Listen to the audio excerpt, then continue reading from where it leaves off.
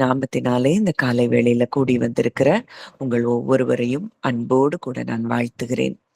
இந்த நாட்களிலும் தேவன் நம்மை ஆழங்களுக்குள்ளே அவர் கொண்டு சென்று கொண்டிருக்கிறதை நாம் பார்க்கிறோம். இந்த நாளிலும் ஆவியானவர் அவருடைய வழி நடத்துதலின்படி நம்மை இன்னும் ஒரு அடுத்த டைமென்ஷனுக்குள்ள அந்த நம்மளுடைய கான்சியஸ்னஸ குறித்து நம்ம இருதயம் எந்த இடத்துல இருக்கும்போது நம்முடைய இருதயம் தேவனிடத்திலிருந்து நன்மைகளையும் ஆசீர்வாதங்களையும் பெற்றுக்கொள்ள முடியும் அப்படிங்கிறத நம்ம தியானித்து கொண்டிருக்கிறோம்.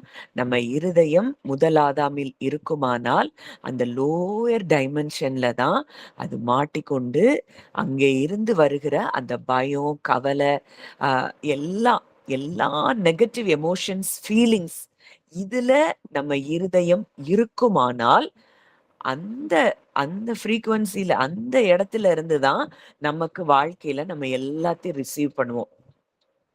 பொதுவா இப்ப சயின்ஸ்லயே கண்டுபிடிச்சிருக்கிறாங்க. நம்மள்ட்ட இருந்து நம்ம நம்ம நம்ம நம்ம உள்ளான மனதுல நம்ம என்ன எண்ணங்களை தியானிக்கிறோமோ, எதை நம்ம வெளிப்படுத்துறோமோ, எதை நம்ம நம்ம சரீரத்துல இருந்து எது வைப்ரேஷனா வெளியே போகுதோ, ஃப்ரீக்வன்சியா வெளியே போகுதோ, அது இப்போ நெகட்டிவா நம்ம என்ன திங்க் பண்ணிட்டே இருந்தாலும் negative emotions, negative feelings, negative frequency தான் நம்ம வெளிப்படுத்திட்டே இருந்தோம்னா அந்த நெகட்டிவான காரியங்களை நம்ம என்ன செய்யறோமா, இழுத்து கொள்ளுகிறோமா. இன்னைக்கு யோபு சொன்னது போல பயந்த காரியம் நேரிட்டது அப்படின்னா அவர் ஒரு வைப்ரேஷனை வெளிப்படுத்திட்டே இருக்கிறாரு. அவருடைய இருதயம் அவர் தேவனை அதிகமாய் நேசித்தா கூட அவர் இருதயம் பயத்துக்குள்ளேயும் கலக்கங்களுக்குள்ளேயும் இருந்ததுனால அவர் அந்த காரியங்களை அவர் பிசாசுக்கு இடம் திறந்து கொடுத்து வேலியை திறந்து கொடுத்துட்டார். ஆண்டவர் அவனை சுற்றிலும் வேலி அடைத்து வைத்திருந்தார். ஆனா யோபு தன்னுடைய நெகட்டிவ் எமோஷன்ஸ், தன்னுடைய ஃப்ரீக்வன்சினால அங்க அவன் பிசாசுக்கு இடம் திறந்து கொடுத்தபடியினால அங்க இருக்கிற நெகட்டிவ் இவனை வந்து தாக்குகிறத நம்ம பார்க்கிறோம். அப்போ இதனாலதான் ஆண்டவர் சொல்றாரு, பயப்படாதே, பயப்படாதே, பயப்படாதேன்னு வேதத்துல அத்தனை முறை சொல்லப்பட்டிருக்கிற காரணம் என்னன்னா, இந்த நெகட்டிவ் ஃப்ரீக்வன்சியை நம்ம வெளிப்படுத்தணும் அப்படின்னா நம்ம வாழ்க்கையில அந்த நெகட்டிவான காரியங்கள் நம்ம வாழ்க்கையில நடக்கும்படிக்கா நம்ம என்ன செய்யறோம், அதை இழுத்து கொள்ளுகிறோம். இப்போ உதாரணத்துக்கு சிலர் பயப்படுவாங்க. ஐயோ! எங்க வீட்டுக்கு திருடன் வந்துருவானோ! இல்ல இந்த இந்த காரியம் நமக்கு நடந்துருமோ! இப்படி ஆயிருமோ! அப்படின்னு சொல்லி பயந்துட்டே இருப்பாங்க. இப்ப சில காரியங்கள் கனவுகள்ல கூட சில நேரம் அவன் பயங்கள குடுப்பான். அப்ப இப்படி நடந்துருமோ! இப்படி எனக்கு கனவு வந்துச்சே!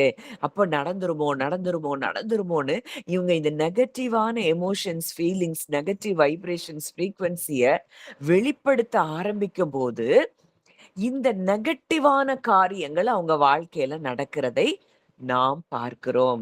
கடைசியில என்ன சொல்லிருவோம், தேவன் வெளிப்படுத்தினாரு. ஆனா இத அப்போ தேவன் ஒருவேளை இந்த பாதாளத்தின் காரியங்கள் இப்படி இருக்குதுங்கிறத ஒருவேளை வெளிப்படுத்திக்கலாம். மெயினா பயம் அப்படிங்கிறது ஒண்ணு வருதுனாலே அது பிசாசுகிட்ட இருந்துதான் வருது, பாதாளத்துல இருந்துதான் வருது. நன்மையானவைகளை கொடுப்பதுதான் தேவனுடைய நேச்சர். அவருடைய ஆட்ரிபியூட், அவருடைய கேரக்டரிஸ்டிக்கே என்னன்னா நன்மையான ஈவு பூரணமான வரங்கள் தான் பரத்திலிருந்து உண்டாகி ஜோதிகளின் பிதாவின் இடத்திலிருந்து இறங்கி வருகிறது. அப்போ இந்த பயமுறுத்துகிற எந்த காரியம் நமக்கு வந்தாலும் அதை கேன்சல் பண்ணி அதை தேவனிடத்துல ஒப்பு கொடுத்துட்டு நம்ம சமாதானமா இருக்கும் பொழுது அந்த பயப்படுத்துகிற காரியங்கள் நம் வாழ்க்கையில் நிச்சயம் நடக்காது. அப்போ இந்த இந்த நம்ம எதை ரிலீஸ் பண்றோங்கிறது தான் ரொம்ப முக்கியம். நம்ம இருதயம் எப்பவும் பயம், கலக்கம், சோர்வு, அப்படி நடந்துருமா, இப்படி நடந்துருமா, இது எப்படி இருக்கு, அப்படி இருக்குன்னு சொல்லி மாம்சத்தின் எண்ணங்கள், மாம்சத்தின் கிரியைகள் 5 சென்சஸ்லயே நம்ம வாழ்ந்து கொண்டிருந்தோம்னா நம்ம மூலமாய் நம்ம ஒரு வைப்ரேஷன், நீங்க உலகத்துல எந்த காரியத்தை பார்த்தாலும் அதுல ஒரு வைப்ரேஷன் ஃப்ரீக்வன்சி இருக்குது. அதை நம்ம அட்ராக்ட் பண்ணி இழுத்துட்டு வருகிறவர்களாய் நாம் இருக்கிறோம். அப்போ நம்மளுடைய அந்த கான்சியஸ்னஸ் அது வந்து முற்றிலுமாய் எங்க போயிருக்குது, முதல் ஆதாமின் மூலம் அது பாதாளத்துல இருளுக்குள்ள மரணத்துக்குள்ள மாட்டிக்கொண்டிருந்ததை நாம் பார்க்கிறோம். இப்போ நம்ம கிறிஸ்துவுக்குள்ள வேர்கொள்ள உறுதிப்பட நம்மளுடைய கான்ஷியஸ்னஸ் இருதயம் எங்க போய் அமர பண்ணுகிறார்? தேவன் உன்னதத்துல அவரு கூட நம்மள உட்கார வைத்திருக்கிறார்.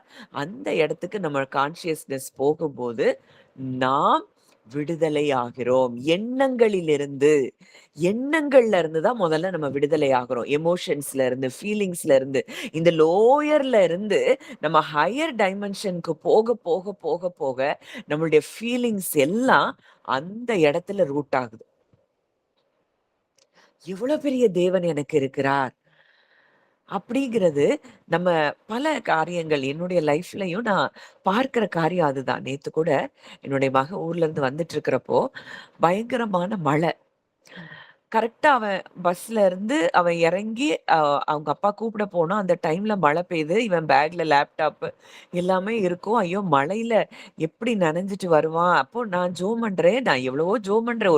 ஒரு 10 மினிட்ஸ் என் மனதுக்குள்ள இயேசுவின் நாமத்தினால இந்த மழைய நான் நிறுத்துறேன். வானத்த அடைக்கிறேன். இறையாதே அமைதி எல்லாம் சொல்லி பார்க்கிறேன். ஆனா இருதயம் மட்டும் ரெஸ்ட்ல வரல. அது என்னால ஃபீல் பண்ண முடியுது.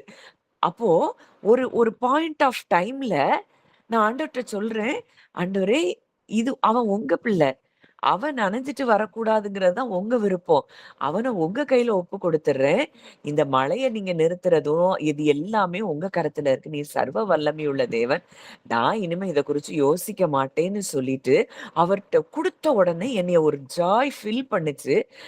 அந்த ஒரு வித்தின் 1 மினிட்டுக்குள்ள அந்த மழை அப்படியே நின்னுட்டு. பயங்கரமா பெய்த மழை அப்படியே நின்னது மாத்திரம் இல்ல, அவன் வீட்டுக்குள்ள உள்ள நுழையிறான். அடுத்த மழை ஸ்டார்ட் ஆகுது. அப்பதான் யோசித்தேன், எவ்வளவு தூரம் நம்ம இருதயம் அந்த பிசிக்கல் ரெல்ம் கூட, அதாவது அதாவது காணக்கூடாத உலகம் அன்சீன் ரெல்ம்ல நம்ம கனெக்ட் ஆகுறோம். எப்போ நம்ம இருதயம் சமாதானத்துல, ஒரு ஜாய்ல நம்ம ஃபில் ஆகுறோமோ, அப்போ அந்த காரியங்கள் தானாகவே நடக்க ஆரம்பிக்குது. இது பல வேளைகள்ல நான் பார்த்திருக்கிறேன். எப்போ நம்ம இருதயம் ரெஸ்ட்லெஸ்ல நம்ம இருக்கிறோமோ, அப்போ வரைக்கி நம்ம காரியங்கள்ல நாம் மாறுதல்கள பார்க்க முடியாது. எப்போ இருதயம் என் தேவன் சர்வ வல்லமையுள்ளவர். எனக்காக என் அப்பா எதையும் செய்து முடிப்பார். அப்படின்னு நம்ம இருதயம் முழுமையுமாய் அவரை பற்றி பிடித்திருக்கும் பொழுது, நம்ம மனது அது சமாதானத்தில் நிரம்பும். அப்பொழுது சமாதானத்தின் தேவன் சீக்கிரமாய் சாத்தானே நம் கால்களின் கீழே நசுக்கி போடுகிறதை நம்ம பார்ப்போம். நம்மள அதுவரைக்கும் ஆளுகை செய்து கொண்டு வந்த அந்த சத்துருவின் கிரியைகள் நம் காலின் கீழே அது சாம்பலாய் போகிறதை நம்ம பார்க்க முடியும். அப்போ எவ்வளோ தூரத்துக்கு நம்முடைய மனதுக்கும், காணக்கூடாத உலகத்துக்கும் ஒரு கனெக்ஷன தேவன் வைத்திருக்கிறார். அதனால தான் இருதயத்த காத்துக்கொள்ளுங்க. உங்க இருதயம் எங்க இருக்குதோ, அங்க உங்க பொக்கிஷம் இருக்குங்கிறாரு. நீங்க கேட்கிறதை குறித்து கவனமா இருங்கள்ங்கிறாரு. ஏன்னா, நம்ம எத கேட்கிறோமோ, அதுதான் நம்ம இருதயத்துல ஸ்டோர் ஆகும். இப்ப நெறைய பேர் பயமுறுத்துகிற மெசேஜ், பயப்படுத்துகிற நியூஸ், பயமுறுத்துகிற மூவிஸ் இதெல்லாம் பார்க்குறாங்கன்னா, அவங்க இருதயம் முற்றிலுமாய் பயத்துக்குள்ள சிக்கிக் கொண்டிருக்கு. அதனால அவங்க அந்த ஃப்ரீக்வென்சில அட்ராக்ட் பண்ணப்படுறதுனால, சிலர்லாம் பார்த்தீங்கன்னா, எப்பவுமே பயமுறுத்துகிற அதாவது கடைசி காலம், அழிவு இத இத குறிச்ச மெசேஜ ரொம்ப அப்படியே பார்த்துட்டே இருப்பாங்க. காரணம் என்னன்னா, அவங்க இருதயம் பயங்களில் மாட்டிக்கொண்டிருக்கும். அவங்களால அந்த மெசேஜ கேட்கும்போது, அவங்க ஒரு ஒரு ஒரு ஒண்ண ஃபீல் பண்ணுவாங்க.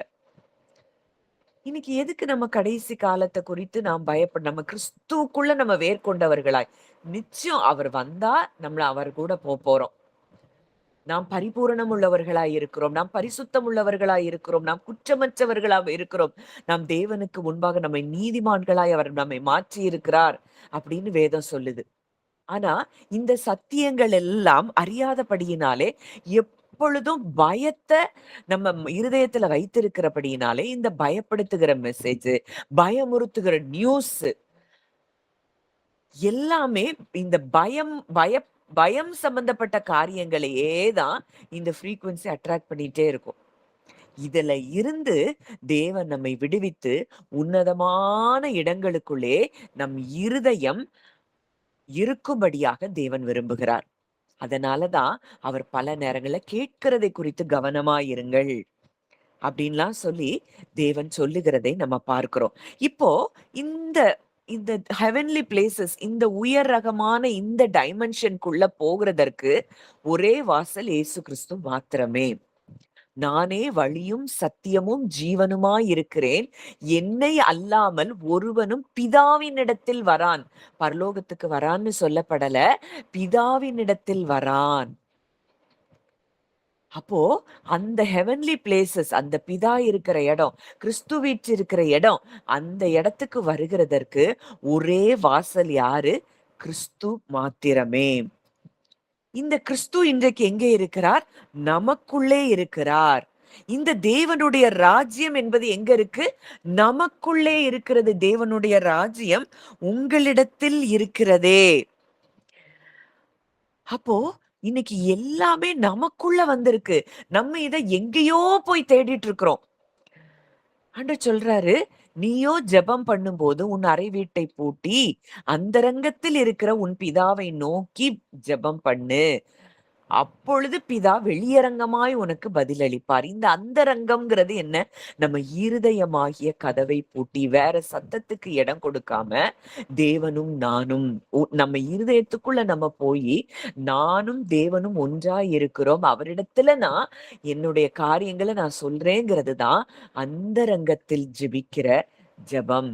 உன் அறை வீட்டுக்குள் பிரவேசித்து அந்த கதவை பூட்டி வேற எந்த நானும் என் தேவனும் அப்படிங்கிற இடத்துக்கு வந்து அந்த இடத்துல இருந்து நாம் அவரோடு கூட உறவாடுகிற அந்த உறவைத்தான் தேவன் சொல்லுகிறார். அப்போ இது எல்லாமே எங்க வந்திருக்கு? நமக்குள்ள வந்திருக்கு. தேவனுடைய ராஜ்யமே இன்றைக்கு நமக்குள்ளே வந்திருக்கிறது. ஆனா இந்த ராஜ்யத்துக்குள்ள நம்ம போறோமா? இந்த ராஜ்யத்துக்குள்ள இந்த ராஜ்யத்துக்குள்ள கடந்து போய் இந்த ராஜ்யத்துக்குள்ள இருக்கிறவைகளை நாம் சுதந்திரிக்க வேண்டும் என்றால் நம்ம என்ன செய்யணும்? நம்ம இருதயம் ஹையர் லெவல்ல அங்க ஷிஃப்ட் ஆக வேண்டியது அவசியமா இருக்கு. இதற்கு கிறிஸ்துதான் வாசலாய் இருக்கிறார். நம்ம நேத்து ஒரு வசனத்தை வாசித்தோம். கொலோசையர் 2வது அதிகாரம் 2வது வசனத்துல அதுல பவுல் ஒரு காரியத்தை அங்க சொல்லுகிறத பார்க்கிறோம். அவர்களுடைய இருதயங்கள் தேற்றப்பட்டு அவர்கள் அன்பினால் இணைக்கப்பட்டு பிதாவாகிய தேவனுக்கும் கிறிஸ்துவுக்கும் உரிய ரகசியத்தை அறிந்து கொள்ளுகிற உணர்வின் பூரண நிச்சயத்தினுடைய எல்லா ஐஸ்வர்யத்துக்கும் உரியவர்களாக வேண்டுமென்றே இப்படி விரும்புகிறேன். இந்த ரகசியங்களை அறிந்து கொள்ளுவதுதான் தேவனுடைய சித்தமாய் இருக்கிறது. வாசிக்கலாம். மத்தேயு 13வது அதிகாரம் 11வது வசனம். மத்தேயு 13:11. Matthew chapter 13 verse 11. அவர்களுக்கு அவர் பிரயோத்தரமாக பரலோக ராஜ்யத்தின் ரகசியங்களை அறியும்படி உங்களுக்கு அருளப்பட்டது, அவர்களுக்கோ அருளப்படவில்லை. ஆண்டவருடைய விருப்பமே என்ன அப்படின்னா, பரலோக ராஜ்யத்தின் ரகசியங்களை நாம் அறிந்து கொள்ள வேண்டும். இங்க பவுல் ஜெபிக்கிறதும் அப்ப அததான் சொல்றாரு.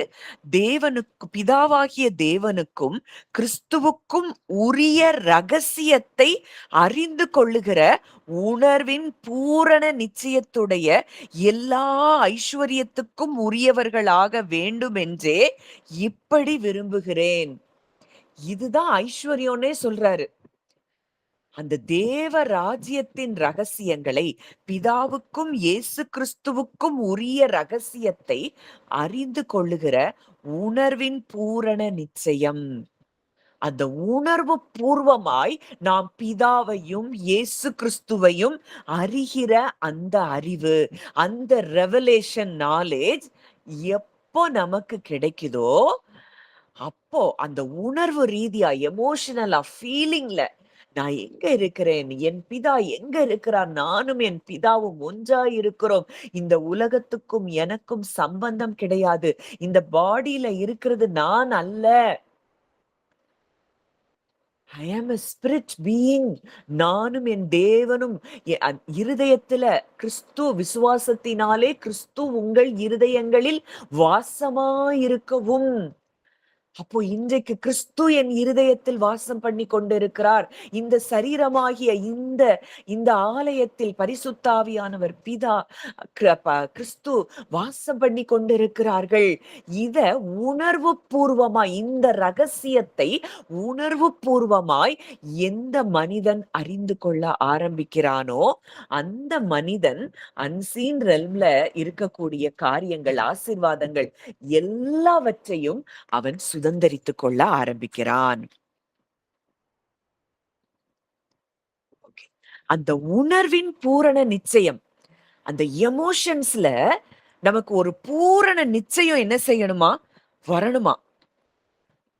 அப்பதான் நம்ம கான்சியஸ்னஸ் டோட்டலா அந்த இடத்துல ஷிஃப்ட் ஆயிருக்கிறத நாம் பார்க்க முடியும். இந்த உணர்வுகள்ல பூரண நிச்சயம் வரல அப்படின்னா, இந்த உணர்வு அப்பப்போ நம்மள எங்க இழுத்துட்டு போகும்? பாதாளத்துக்குள்ள இழுத்துட்டு போகும். இந்த உணர்வின் பூரண நிச்சயத்தை, இந்த ரெவலேஷன் நாலேஜ நம்ம பெற்று நம்மளுடைய எமோஷன்ஸ், ஃபீலிங்ஸ்ல இந்த பூரண நிச்சயம், ஃபுல் அஷ்யூரன்ஸ் ஆஃப் அண்டர்ஸ்டாண்டிங், இத நம்ம பெற்றுக்கொள்ளும் பொழுதுதான் அந்த ராஜ்யத்தின் நன்மைகளை நாம் சுதந்தரிக்க முடியும். ஜெயம் கொள்ளுகிறவன் எல்லாவற்றையும் சுதந்தரித்துக் கொள்ளுவான். நம்முடைய விசுவாசமே உலகத்தை ஜெயிக்கிற ஜெயம். இந்த விசுவாசம் என்பது தேவனுடைய ஹார்ட்டும் நம்முடைய ஹார்ட்டும் ஒரே லெவல்ல அலைன் ஆயிருக்கிறது தான் விசுவாசம். அவர் என்ன நினைக்கிறாரு, அவர் என்ன சிந்திக்கிறாரு அப்படிங்கிறத நம்ம இருதயம் அதை உணர ஆரம்பிக்கும் பொழுதுதான், ஓ, யெகோவா ஈரையா அவர் இருக்கிறாரு, அவர் எனக்கு கொடுப்பாரு, அவர் எனக்கு ப்ரொவைட் பண்ணுவாரு, எங்க இருந்துனாலும் என் தேவைகளை சந்திக்கிறவர் அவர் அப்படின்னு ஒரு உணர்வின் பூரண நிச்சயம், அந்த ஃபீலிங்ஸ்ல, எமோஷன்ஸ்ல நம்ம எப்போ அதுல அந்த பூரண நிச்சயத்தை நாம் பெற்றுக்கொள்ளுகிறோமோ, அங்க இருந்து ஏற்கனவே அவர் ஆவிக்குரிய அத்தனை ஆசீர்வாதங்களினாலும் அவர் நம்மை ஆசீர்வதித்திருக்கிறார். அங்க இருந்து நம்ம எல்லாவற்றையும் சுதந்தரித்துக் கொள்ளுகிறவர்களாய் இருக்கிறோம். நம்ம பார்க்கிறோம், தேவனால் பிறக்கிறவன் எல்லாவற்றையும் சுதந்தரித்துக் கொள்ளுகிறான். தேவனால் பிறப்பதெல்லாம் உலகத்தை ஜெயிக்கும். அப்போ இந்த தேவனால் நான் பிறந்திருக்கிறேன், இந்த பூமிக்குரியவள் அல்ல, நான் வானத்துக்குரியவள், நான் வானத்துக்குரியவளுக்கு பிள்ளையாய் இருக்கிறேன், வானத்துக்குரியவருக்கு பிள்ளையாய் இருக்கிறேன், சர்வ வல்லமையுள்ள தேவனுக்கு பிள்ளையாய் இருக்கிறேன். என் வாழ்க்கையில எந்த குறைவுகளும் இருக்க முடியாது அப்படிங்கிற இடத்துக்கு நம்ம ஹார்ட் எப்ப வருதோ அப்போ அந்த காணக்கூடாத உலகத்துல இருந்து நாம் அத்தனையையும் நாம் சுதந்தரித்துக் கொள்ளுகிறவர்களாய் மாறுகிறோம். இந்த உணர்வின் பூரண நிச்சயம், அவர் கிறிஸ்துவுக்கும் பிதாவுக்கும் உரிய ரகசியத்தின் பூரண நிச்சயத்தை அவர் ஐஸ்வர்யமா சொல்றாரு. அதுதான் ஐஸ்வர்யங்கிறாரு. Revelation knowledge. அந்த ரெவலேஷன் நாலேஜ அது உணர்வு பூர்வமாய், அந்த பூரண நிச்சயமாய் நம்ம அறிந்து கொள்ளுகிறது தான் ஐஸ்வர்யம். அப்போ இந்த இடத்துக்கு நம்ம வரும்படியாகத்தான் தேவன் விரும்புகிறார். அதே அதிகாரம் நம்ம பார்க்கிறோம். அடுத்த வசனம் பார்க்கும்போது, அவருக்குள் ஞானம், அறிவு என்பவைகளாகிய பொக்கிஷங்கள் எல்லாம் அடங்கி இருக்கிறது. நம்ம கிறிஸ்துவுக்குள்ள நம்ம வேர்கொள்ள வேர்கொள்ள வேர்கொள்ள இந்த ஞானத்தை நாம் பெற்றுக்கொள்ளுகிறோம். ஒரு ஒரு சூழ்நிலைய பார்க்கும்போது அந்த சூழ்நிலை நம்மள பயப்படுத்துறதா இருக்காது. இந்த சூழ்நிலைய இத நம்ம எப்படி ஹேண்டில் பண்ணணுங்கிற ஞானம், அந்த உணர்வின் பூரண நிச்சயத்தை நம்ம பெற்றுக்கொண்டபடியினால, அது உடனடியா அவர் எப்படி ஒரு சூழ்நிலைய சந்திக்கும்போது அத எப்படி ஹேண்டில் பண்றாரோ, கிறிஸ்து எப்படி ஹேண்டில் பண்ணாரோ, அதே விதமாய் அந்த சூழ்நிலைய நம்ம ஹேண்டில் பண்ண முடியும். இப்ப வரைக்கும் மனுஷன போல நம்ம ஹேண்டில் பண்றதுனால தான், நம்ம பல பகுதிகள்ல இன்னும் வாழ்க்கையில தோல்வி அடைந்தவர்களாய் இருக்கிறோம். இங்க கிறிஸ்துவ போல நம்ம ஹேண்டில் பண்ணணும் அப்படின்னா, கிறிஸ்துவை போல தேவனுடைய அவர் பிதாவை ஆழமாய் அறிந்து வைத்திருந்தார். அந்த ஃபீலிங்ஸ்ல வரைக்கும் அப்பாவை அறிந்து வைத்திருந்தார். என் அப்பா எனக்கு தெரியும், என் அப்பா எப்பொழுதும் எனக்கு செவி கொடுக்கிறார். அத ஃபீல் பண்ணாரு. இன்னைக்கு நம்ம ஜெபம்னு போறப்போ, இந்த வார்த்தைய நம்மளால ஃபீல் பண்ண முடியுதா? நான் என் அப்பா கிட்ட சொல்றேன். அவர் எனக்கு செவி கொடுக்கிறார். அப்படிங்கிறத ஃபீல் பண்ண முடியலன்னா, இன்னும் நம்ம ஆழமாய் வேரூன்றப்பட வேண்டியது அவசியம். ஒவ்வொரு நாளும் நம்ம வளர்ந்துட்டு தான் இருக்கோம். ஐயோ! இந்த இடத்துக்கு நான் வரலையேன்னு நீங்க ஃபீல் பண்ண வேண்டாம். ஆனா இந்த இடத்துக்கு தான் தேவன் நம்மை கொண்டு வருகிறார். பாடி கான்ஷியஸ்னஸ்ல இருந்து நம்ம டிட்டாச் ஆகி, I am a spirit being. I am born of God. நான் தேவனால் பிறந்திருக்கிறேன். நான் காற்றாயிருக்கிறேன். அப்படிங்கிறத உணர்வு பூர்வமாய் நம்ம எப்போ உணர ஆரம்பிக்கிறோமோ, அப்போ காணக்கூடாத உலகத்தில் இருக்கக்கூடிய அத்தனை நன்மைகளையும் நாம் சுதந்தரிக்க ஆரம்பிப்போம். அடுத்ததா நம்ம ஒரு வசனம் வாசிக்கலாம். அதே அதிகாரம் கொலோசையர் 2வது அதிகாரம் 6வது வசனம். 6, 7. ஆகையால் நீங்கள் கர்த்தராகிய கிறிஸ்து இயேசுவை ஏற்றுக்கொண்டபடியே அவருக்குள் வேர் கொண்டவர்களாகவும் அவர் மேல் கட்டப்பட்டவர்களாகவும் அவருக்குள் நடந்து கொண்டு நீங்கள் போதிக்கப்பட்டபடியே விசுவாசத்தில் உறுதிப்பட்டு சுதந்திரத்தோட அதிலே பெருகுவீர்களாக. இந்த வசனத்தையும் வைத்து நம்ம ஜெபம் பண்ண வேண்டியது அவசியம். வசனம் அழகா சொல்லுது, நீங்கள் கர்த்தராகிய கிறிஸ்து இயேசுவை ஏற்றுக்கொண்டபடியே, நம்ம இன்னைக்கு அவரை ஏற்றுக்கொண்டபடியே அவருக்குள் வேர் கொண்டவர்களாகவும், இன் கிரைஸ்ட்ல நம்ம என்ன செய்யணுமா? ரூட் ஆகணுமா? அவர் மேல் கட்டப்பட்டவர்களாகவும். கிறிஸ்துவின் மேல கட்டப்பட்ட வீடு அது என்ன செய்யாது? அசையாது.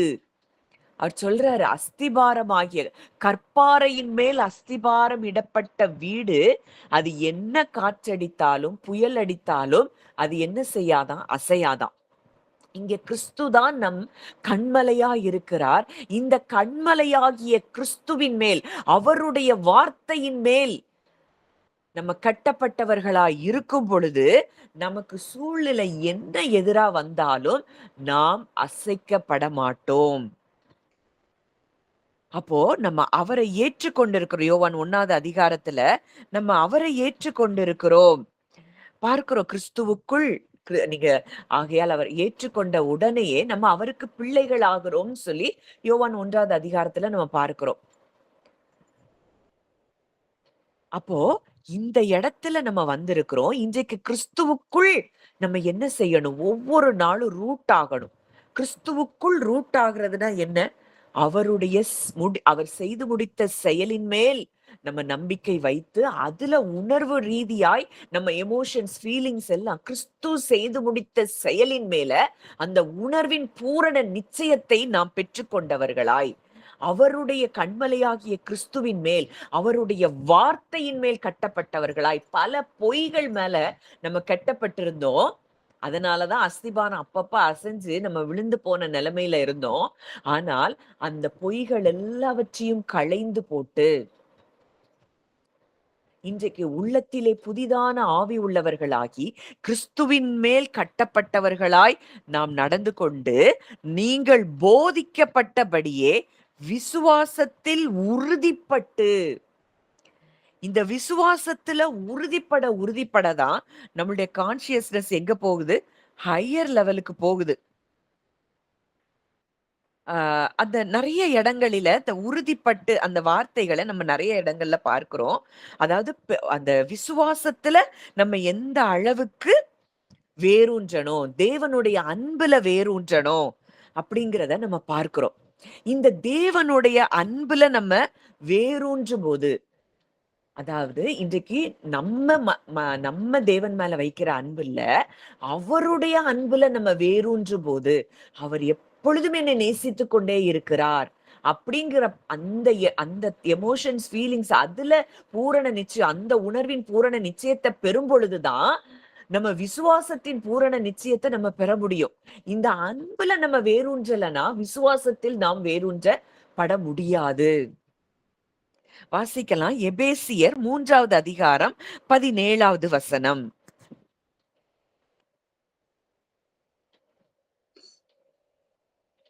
விசுவாசத்தினாலே கிறிஸ்து உங்கள் இருதயங்களில் வாசமாய் இருக்கவும் நீங்கள் அன்பிலே வேரூன்றி நிலை பெற்றவர்களாகி சகல பரிசுத்தவான்களோடும் கூட கிறிஸ்துவனுடைய அன்பின் அகலமும் நீளமும் ஆழமும் உயரமும் இன்னதென்று உணர்ந்து அறிவு கெட்டாத அந்த அன்பை அறிந்து கொள்ள வல்லவர்களாகவும் தேவனுடைய சகல பரிபூர்ணத்தினால் நிறையப்படவும் அவர் தமது மகிமையினுடைய ஐஸ்வர்யத்தின்படியே உங்களுக்கு அனுக்கிரகம் பண்ண வேண்டும் என்று வேண்டிக் கொள்கிறேன்.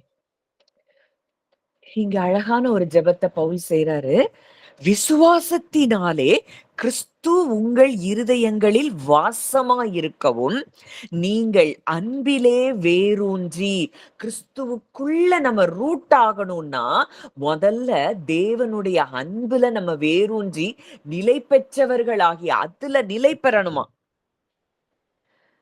Rooted and grounded in love. அன்பிலே வேரூன்றி நிலை பெற்றவர்கள் ஆகி, அப்போ அந்த அன்புல நம்ம அங்க நிலை பெற்றவர்களாய் நம்ம மாறும்போது விசுவாசம் தானாய் செயல்படுகிற காரியமாய் இருக்கும். அங்க அங்க இயேசு கிறிஸ்து பிதாவின் அன்பிலே அவர் வேரூன்றி இருந்தபடினாலதான் அவருக்கு இந்த உலகத்தின் சூழ்நிலைகள் எதுவுமே அவர் அஃபெக்ட் பண்ணல. அப்போ அன்பினால் கிரியை செய்கிற விசுவாசமே உதவும் அப்படின்னு பார்க்கிறோம். அப்போ இந்த அன்புல நம்ம ரூட்டாக இந்த விசுவாசம் நமக்குள்ள அப்பா யாரு, இவ்வளோ நாள் நம்ம இந்த சத்தியத்தை இப்ப கற்றுக்கொள்ள ஆரம்பிச்சிருக்கிறோம். காரணம், இவ்வளோ நாள் நம்ம எதை பார்த்தோம், அவர் யார், அவர் எவ்வளவு பெரியவர், அவர் எவ்வளவு அன்புள்ளவர் அப்படிங்கிறத நிறைய மெசேஜஸ்ல நம்ம தியானிச்சிருக்கிறோம். இப்போ நீங்க அந்த மெசேஜை கேட்கும் போது உங்க கான்சியஸ்னஸ் இன்னும் அதிகமா ஷிஃப்ட் ஆகுறத நீங்க பார்க்க முடியும். இந்த அன்புல நம்ம வேரூன்றி நிலை பெற்றவர்களாகி, அடுத்தது பார்க்கிறோம், சகல பரிசுத்தவான்களோடும் கூட கிறிஸ்துவினுடைய அன்பின் நீளம் அகலம் ஆழம் உயரம் இன்னதென்று நம்ம அறிந்து கொள்ள வல்லவர்களாய் மாறும்படி அவர் ஜெபிக்கிறார். அப்போ இந்த ஜெபத்தை நம்மளும் ஒவ்வொரு நாளும் பண்ணும்போது அந்த கான்சியஸ்னஸ் நிச்சயமாய் அந்த உயரமான இடத்திற்கு கடந்து போவதை நாம் பார்க்க முடியும். அன்பிலே நாம் என்ன செய்யணுமா, வேரூன்றணுமா. இந்த அன்புல வேரூன்று பொழுது நாம் விசுவாசத்தில் என்ன செய்யறோம், உறுதிப்படுகிறவர்களாய் இருக்கிறோம். அடுத்ததை நம்ம பார்க்கலாம், ஒரு வசனம் வாசிக்கலாம். ஒரு நிமிஷம்.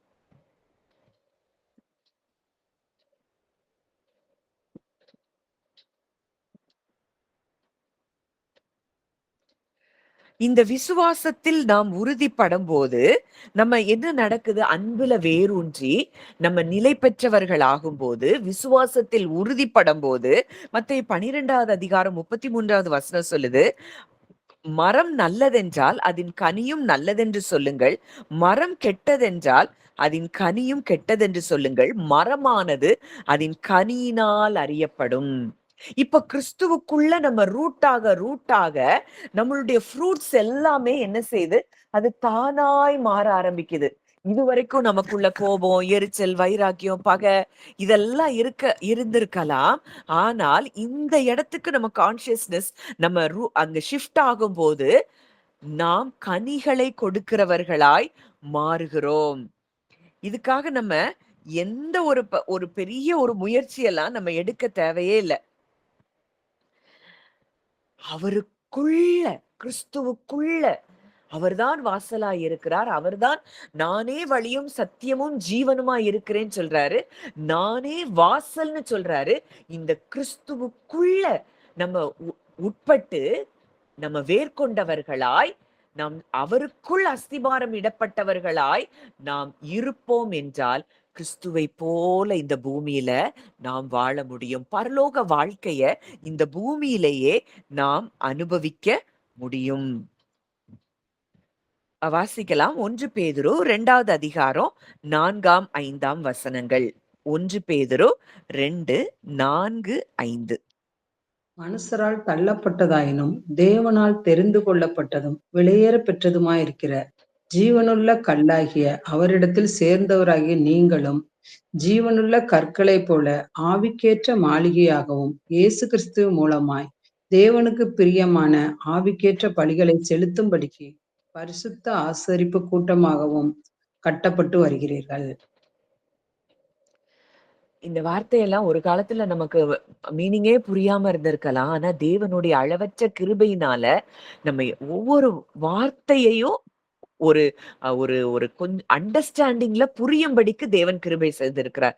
அதுக்கே நம்ம இதெல்லாம் எத்தனையோ பேருக்கு தெரியாத சத்தியங்கள ஆவியானவர் நமக்கு கற்றுக் கொடுத்து கொண்டிருக்கிறார். இங்க வசனம் தெளிவா சொல்லுது, மனுஷரால் தள்ளப்பட்டதாயினும் தேவனால் தெரிந்து கொள்ளப்பட்டதும் விலையேற பெற்றதுமாயிருக்கிற ஜீவனுள்ள கல்லாகிய அவரிடத்தில் சேர்ந்தவர்களாகிய நீங்களும். இயேசு கிறிஸ்து மனுஷரால் தள்ளப்பட்டார், புறக்கணிக்கப்பட்டார்.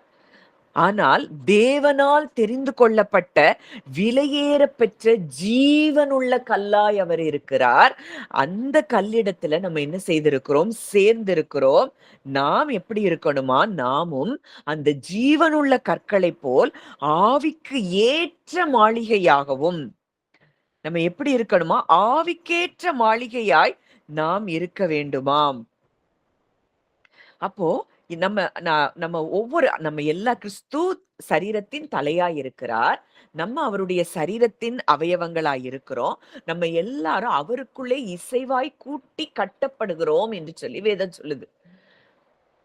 அப்போ இந்த தலை எப்படி இருக்கோ, இந்த தலைகிட்ட இருந்துதான் எல்லா இன்ஸ்ட்ரக்ஷனும் சரீரத்துக்கு வருது. இன்றைக்கு இந்த இந்த ஃபுல் ரெவலேஷன் நாலேஜ், இந்த கம்ப்ளீட் அண்டர்ஸ்டாண்டிங், இந்த உணர்வின் பூரண நிச்சயத்தை புரிந்து கொண்டவர்கள் தான் கிறிஸ்துவின் சரீரமாய் இருக்கிறார்கள்.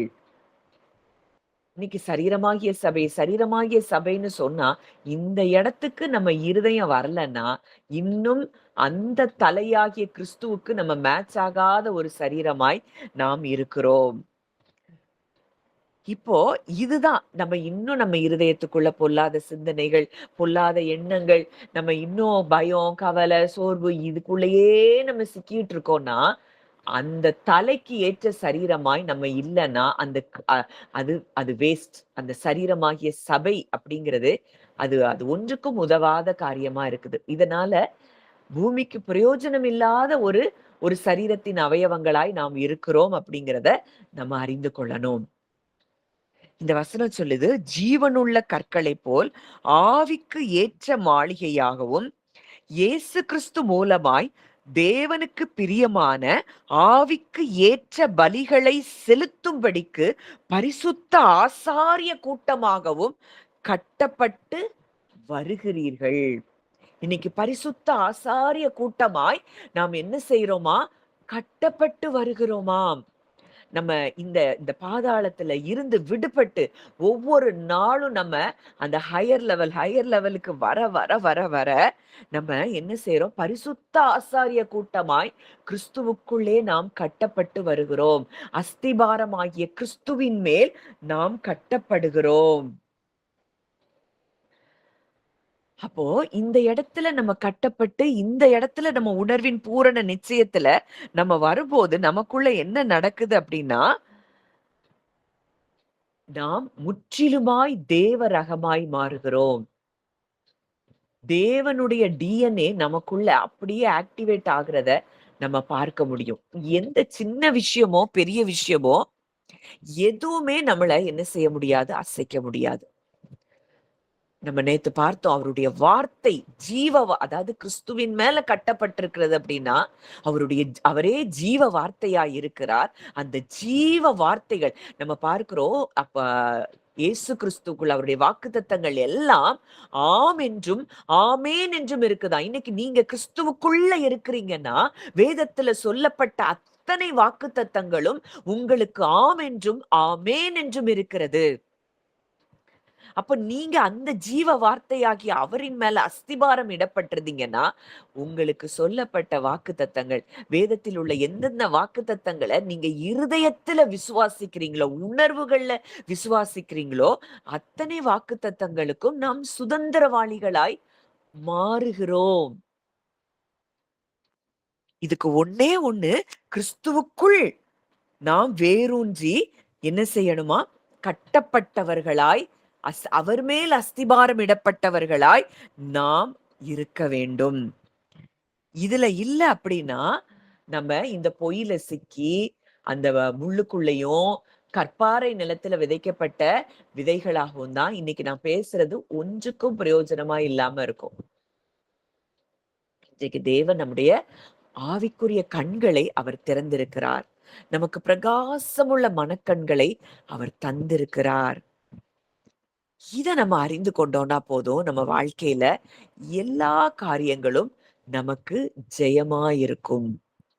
அதனால நம்ம தேவனால பிறந்திருக்கிறோங்கிறத எப்போ உணர்வு ரீதியாய் நம்ம புரிய ஆரம்பிக்கிறோமோ, நம்ம எல்லா காரியங்களிலும் நாம் ஜெயம் பெறுகிறோம். அடுத்த ஒரு வசனம், அதே இதுல 9ஆம் 10ஆம் வசனங்கள் வாசிக்கலாம். கொலோசியர் 2, 9, 10.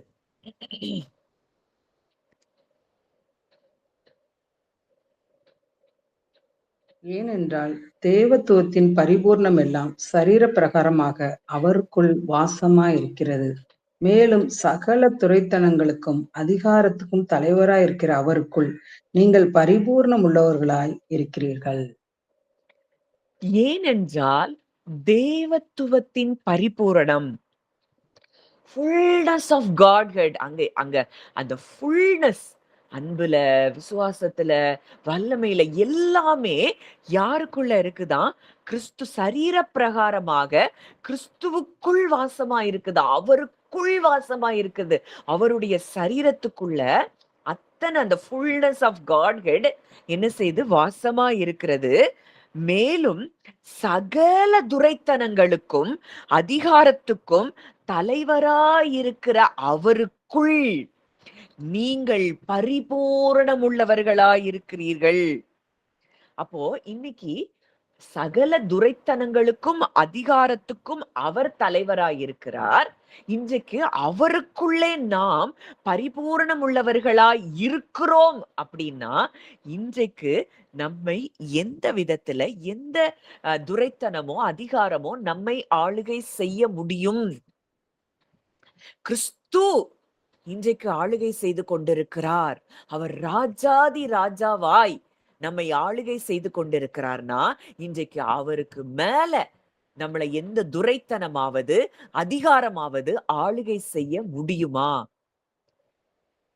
இன்றைக்கு அவருக்குள் சரீர பிரகாரமாக தேவத்துவத்தின் பரிபூரணம் அவருக்குள் வாசமாயிருக்குதான். இன்றைக்கு அவருக்குள்ள நம்ம பரிபூரணம் உள்ளவர்களாய் இருக்கிறோம். We are complete in him. முழுமையுமான தேவ ரகமாய் நாம் இருக்கிறோம்.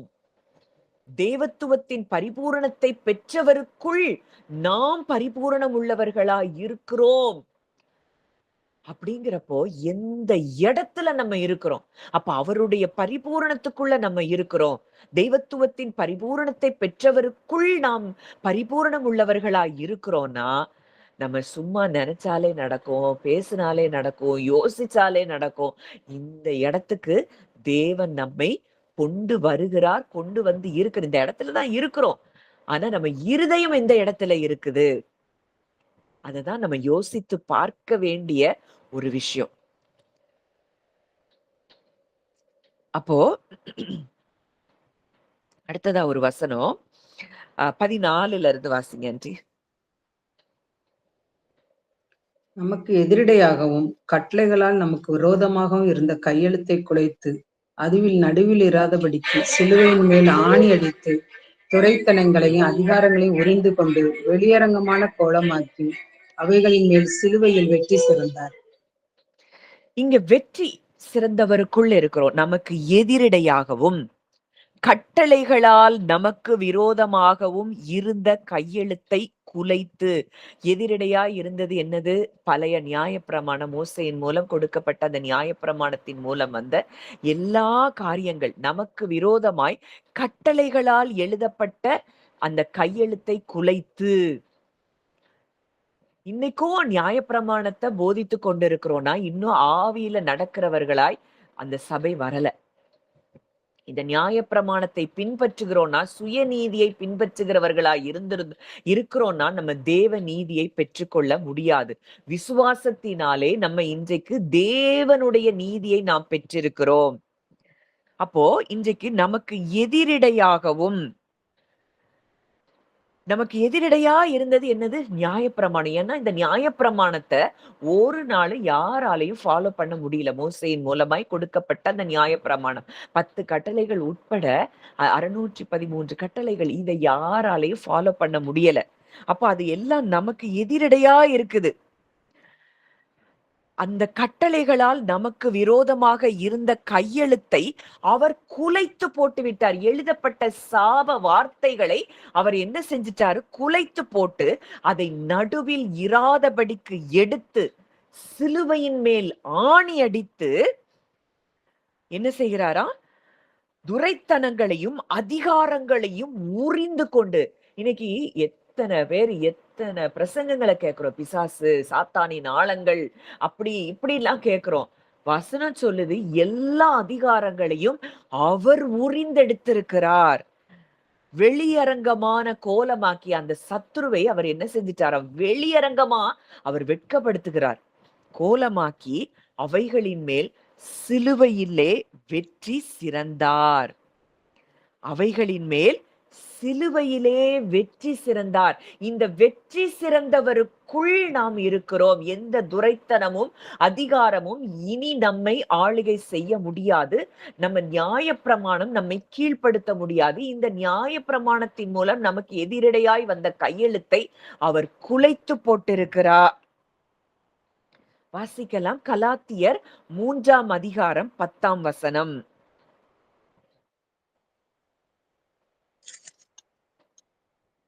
நியாயப்பிரமாணத்தின் கிரியைக்காரராகிய யாவரும் சாபத்துக்குட்பட்டிருக்கிறார்கள். நியாயப்பிரமாண புஸ்தகத்தில் எழுதப்பட்டவைகளை எல்லாம் செய்யத்தக்கதாக அவைகளில் நிலைத்திராதவன் எவனோ அவன் சபிக்கப்பட்டவன் என்று எழுதியிருக்கிறதே.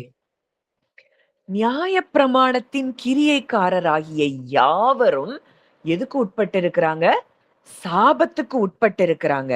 நியாயப்பிரமாண புஸ்தகத்தில் எழுதப்பட்டவைகளை எல்லாம் செய்யத்தக்கதாக அவைகளில் நிலைத்திராதவன் எவனோ அவன் சபிக்கப்பட்டவன் என்று எழுதியிருக்கிறதே.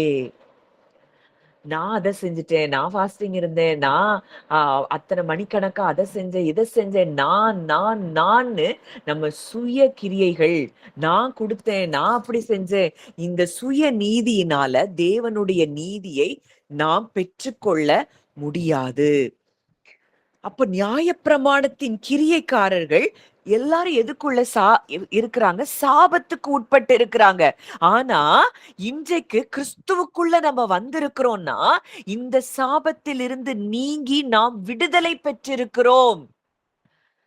இத நம்ம நல்லா புரியணும். அது மூதாதையர் மூலமாய் வந்த காரியங்களா இருக்கலாம், எந்த நம்ம செய்த காரியத்தின் நிமித்தம் வந்த எந்த காரியம் எதுவா இருந்தாலும் நாமும் நம் சந்ததிகளும் இந்த சாபத்திலிருந்து நீங்கி விடுவிக்கப்பட்டிருக்கிறோம் என்பதுதான் நிஜ. வாசிங்க அன்றி கலாத்தியர் அதே அதிகாரம், கலாத்தியர் 3ஆவது அதிகாரம் 13ஆவது வசனம்.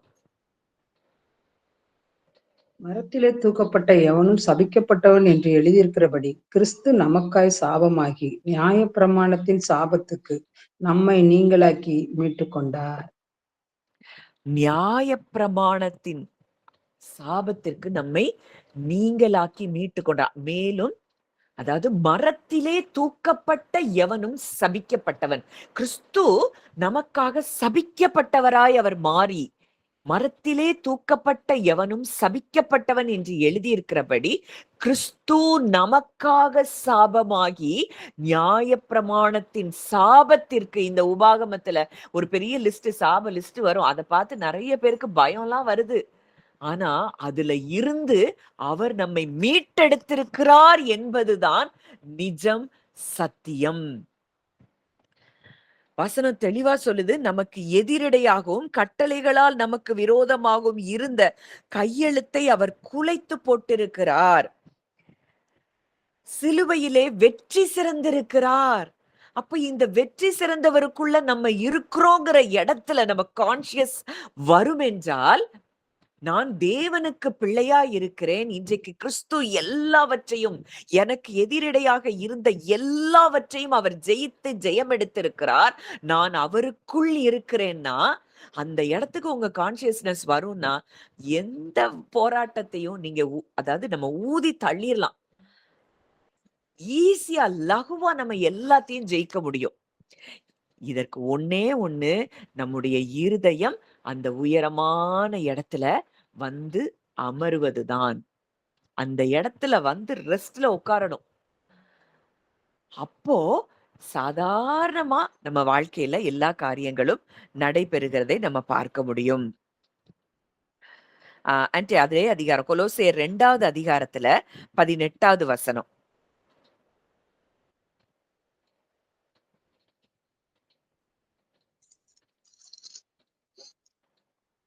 கணுக்களாலும் கட்டுகளாலும் உதவி பெற்று இணைக்கப்பட்டு தேவ வளர்ச்சியாய் வளர்ந்தேறுகிற சரீரம் முழுவதையும் ஆதரிக்கிற தலையை பற்றி கொள்ளாமல் போதும். அப்போ கணுக்களாலும் கட்டுகளாலும் உதவி பெற்று தேவ வளர்ச்சியாய் வளர்ந்தேறுகிற சரீரம் முழுவதையும் ஆதரிக்கிற தலையை பற்றி கொள்ளாமல். இங்க தலை யாரு? கிறிஸ்து.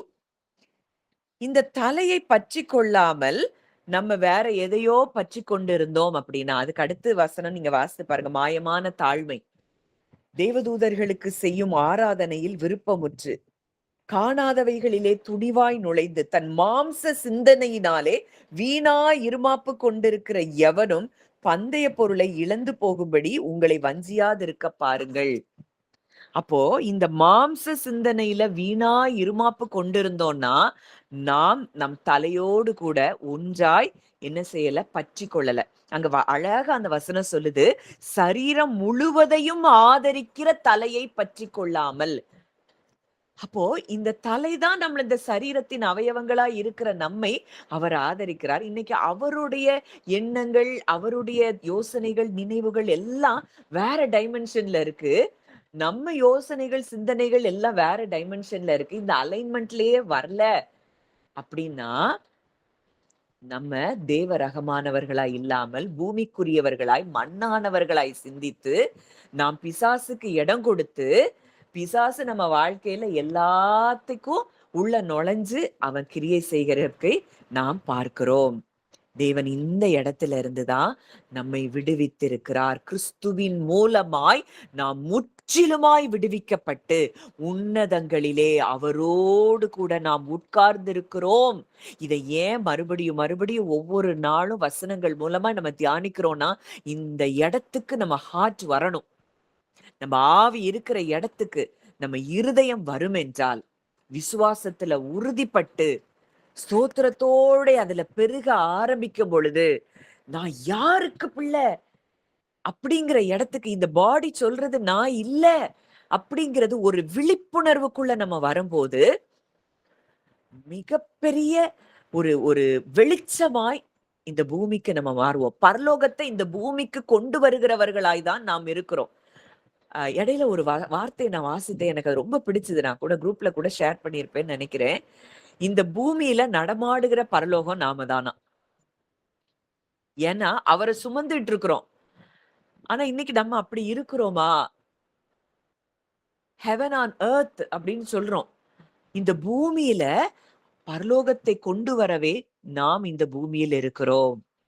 அந்த சரீரம் முழுவதையும் ஆதரிக்கிற தலையை நாம் பற்றி கொள்ளுகிறவர்களாய், தேவ வளர்ச்சியாய் வளர்ந்தேறுகிற சரீரம் முழுவதையும் ஆதரிக்கிற தலையை நாம் என்ன செய்யணுமா? பற்றி கொள்ளுகிறவர்களாய் இருக்கிறோம், இருக்க வேண்டும். அப்போ எல்லாவற்றையும் சிலுவையில வெற்றி சிறந்தவருக்குள், பரிபூர்ணம் உள்ளவராய் இருக்கிறவருக்குள் நாம் இருக்கிறோம் என்பதை இருதயத்துல எந்த அளவு உணர ஆரம்பிக்கிறோமோ, அந்த அளவு நம்ம அன்சீன் ரெல்ம்ல இருந்து அக்சஸ் பண்ண முடியும்.